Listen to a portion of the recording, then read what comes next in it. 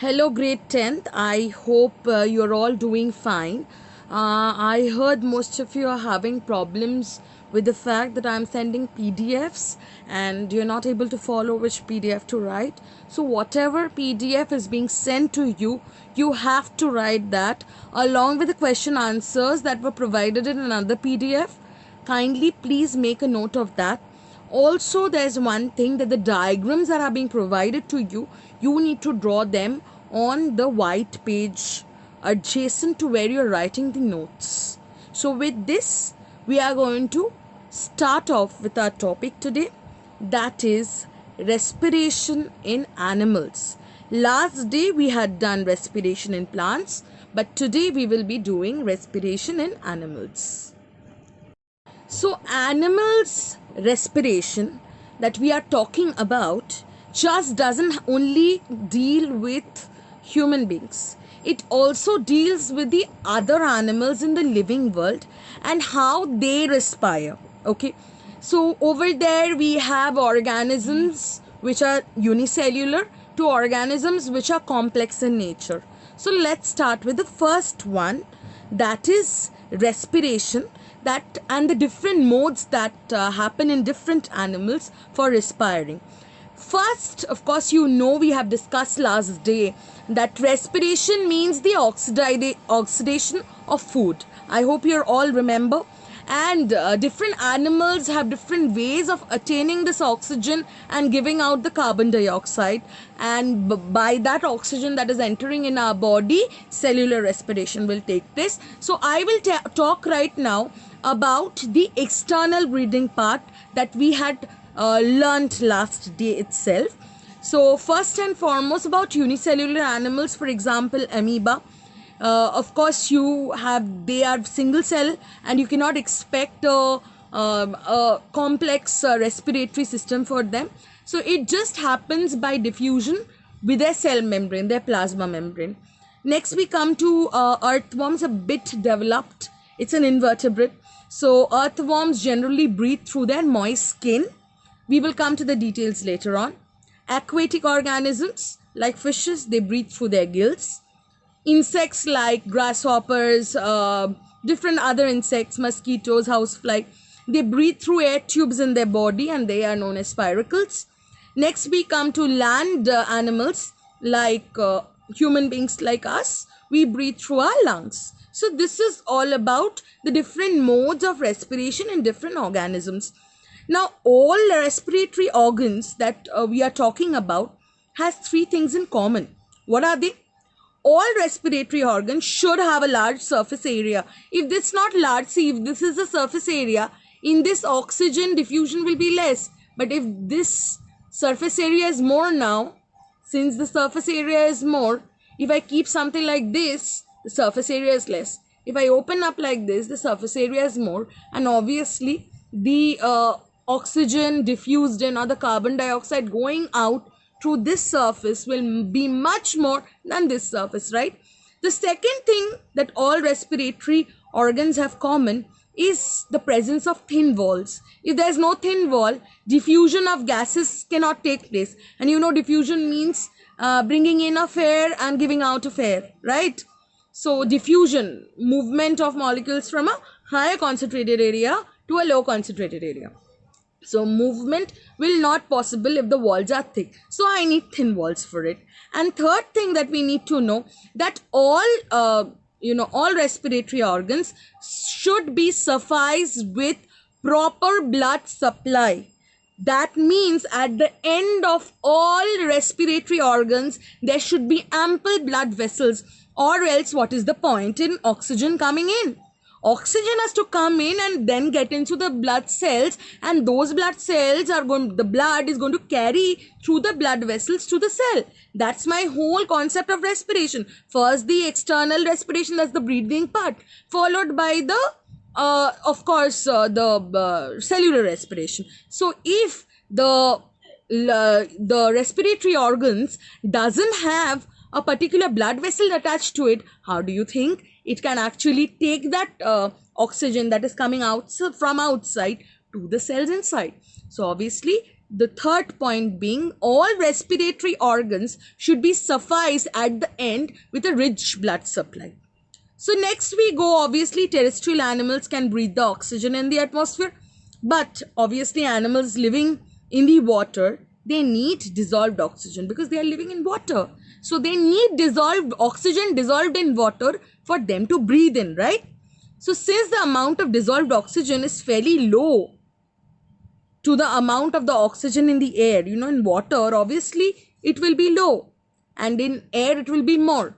So the rate of breathing in aquatic organism is much more than the rate of the terrestrial organisms. So breathing rate, how fast it can breathe, koto taratari it can breathe, is actually more in case of aquatic organisms than terrestrial organism. Why? Because they need more they need more effort to bring in the oxygen that has to come inside the body. Is it clear? So we go to the next part. We will start straight away with the respiration of different organisms. First that we were going to study is amoeba. Amoeba is a single cellular animal, and I've already told you in single cellular organism, there is no way in which it can have a well-developed respiratory system or a respiratory organ for that matter of fact. So what they need to do is take in oxygen from outside to inside, right? So how will they do that? They will do it simply by the cell membrane, and cell membrane is thin, cell membrane is selectively permeable, so it can obviously take in air from outside to inside. So amoeba, lives in water. There is enough dissolved oxygen. The oxygen in the water will diffuse slowly through the cell membrane because oxygen in the water is more. So movement of water molecules from the higher concentrated area to the lower concentrated area. So since the amoeba is very small in size, the oxygen will spread fast, right? Because it's a small organism. So the oxygen is then used for respiration inside the amoeba because it is a single cell. So the cellular respiration also will take place over there. Once this is done, you know what happens in cellular respiration. The glucose amoeba already had remembered nutrition that we did, how amoeba takes in food. So the glucose is broken down in the presence of oxygen to release carbon dioxide, water and energy. Now this carbon dioxide that is there again will go to the cell membrane. From the cell membrane it will slowly diffuse out because again carbon dioxide inside the amoeba's body is more than the carbon dioxide present in the water. So movement of molecules from a higher concentrated area to a low concentrated area. From inside of the cell, carbon dioxide will move to the outside, that is water. I hope this is clear. Amoeba, how does it respire? Next we go to the earthworms. For earthworms you have to see the notes. I will refer to the notes. Now see, the earthworm, it exchanges gases through its skin. Why? Because it has a moist skin in which the oxygen enters. The oxygen is transported to all the cells of the earthworm by its blood, where it is used for the respiration. Of course, for the respiration, this oxygen is transported to all over the body cells. Once again the cellular respiration is done, the carbon dioxide produced is again driven back to the skin, and from the skin again the carbon dioxide is exhaled out of the body. Now you see the diagram, it will be more clear to you. See how oxygen is coming in through the moist skin and carbon dioxide is going out through the moist skin. Next we come to the next part, that is breathing in cockroaches. So obviously cockroaches and other insects, they have small spiracles in their body. Of course you have to see the structure, then only you can understand. Can you see these small openings in the body? These openings in the body actually allow air to go inside, okay? These are the small openings. Can you see where the spiracles are marked?